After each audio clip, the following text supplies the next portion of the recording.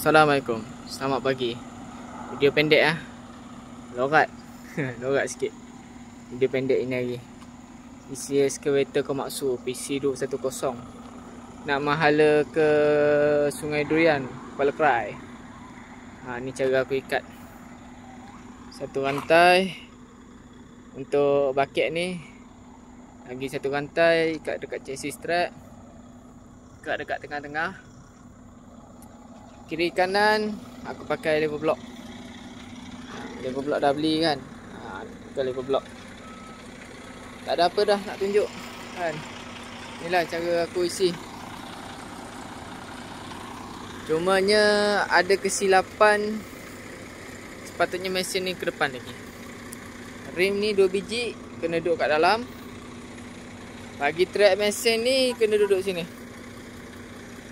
Kena duduk sini. Bagi dia punya bontot ni lebih kurang sekaki ataupun 2 kaki lah. Duduk dekat pusnet sana. Baru sedap. Bila macam ni dia kuat bumping tau.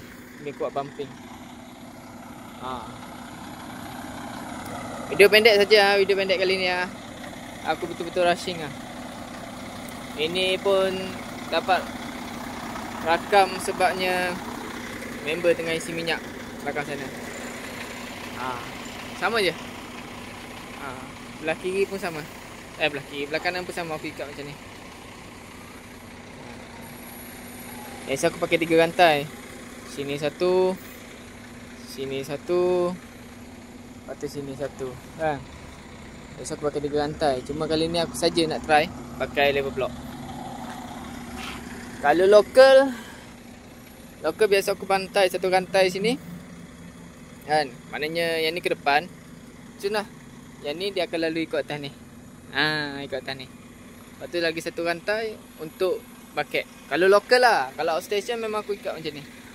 Okay. Itu saja. Nak caw dulu.